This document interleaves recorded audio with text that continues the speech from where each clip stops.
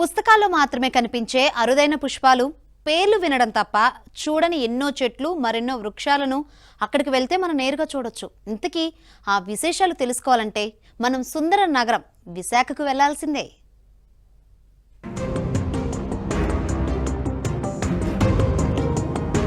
విశాఖ నగర పరిసరాలు ప్రకృతి రమణీయతకు నిలయాలు.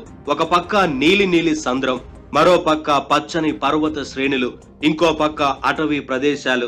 ఇవన్నీ ప్రకృతి ప్రేమికులను మైమర్పిస్తుంటాయి, వేటికవే ప్రత్యేకతను సంతరించుకొని అలరిస్తుంటాయి.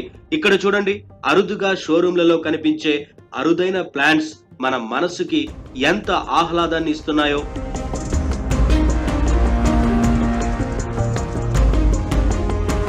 రాణి చంద్రమతి దేవి ఆసుపత్రి ప్రాంగణంలో బయోడైవర్సిటీ పార్కును ప్రారంభించారు బోటనీ లెక్చరర్ రామ్మూర్తి, ఆయన భార్య.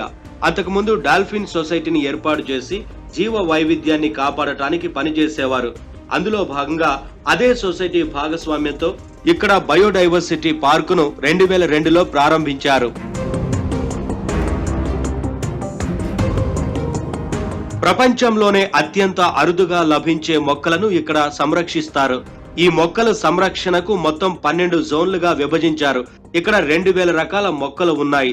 ఇందులో 400 రకాల మొక్కలు అత్యంత అరుదైన జాతులు ఉన్నాయి.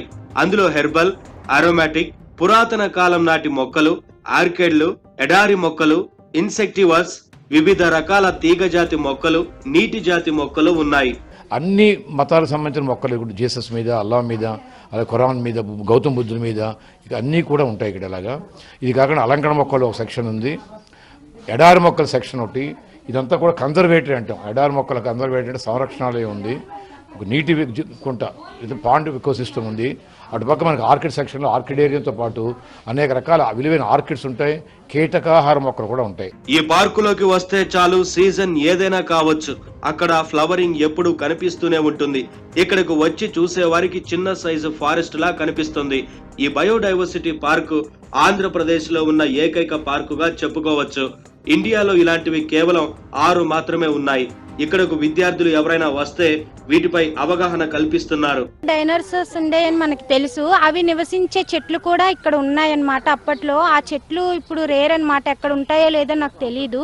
మీరు ఎప్పుడు చూడని చెట్లు అన్ని చూస్తారు. కృష్ణుడు వాడిన, రాముడు వాడిన మొత్తం అన్ని చెట్లు ఇక్కడ ఉన్నాయి. అమెజాన్ అడవుల్లో కీటకాలను తినే మొక్కలు ఉంటాయని పుస్తకాల్లో చదువుకున్నాం. ఆ మొక్కలు ప్రత్యక్షంగా మనం ఇక్కడే చూడొచ్చు. ఇక్కడున్న కొన్ని మొక్కల ఆకులను తీసుకుంటే కొన్ని రకాల జబ్బులకు అవి ఔషధాలుగా పనిచేస్తాయి. ఎక్కడా చూడలేని ప్లాంట్స్ అన్ని మేము ఇక్కడ చూడడం జరిగింది. అండ్ ఈవెన్ మేము ఫస్ట్ ఎప్పుడు ఇన్సెక్టివోరియస్ ప్లాంట్ ఎప్పుడు బుక్ లో చూడడం తప్పి చిన్నప్పటి నుంచి ఇక్కడికి వచ్చిన తర్వాత ఇన్సెక్టివోరియస్ ప్లాంట్ ని లైవ్ లో చూడడం జరిగింది.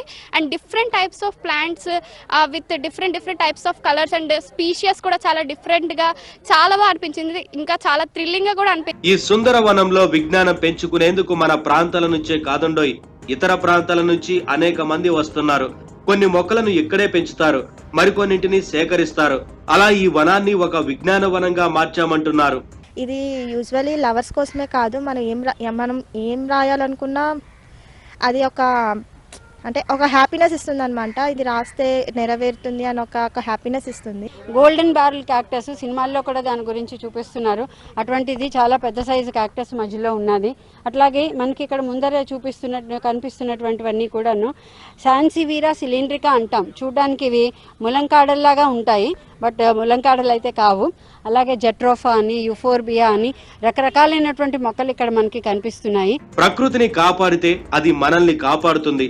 ప్రతిదీ ప్రకృతి నుంచే వస్తుందనడానికి ఈ బయోడైవర్సిటీ పార్కే నిదర్శనం అంటున్నారు.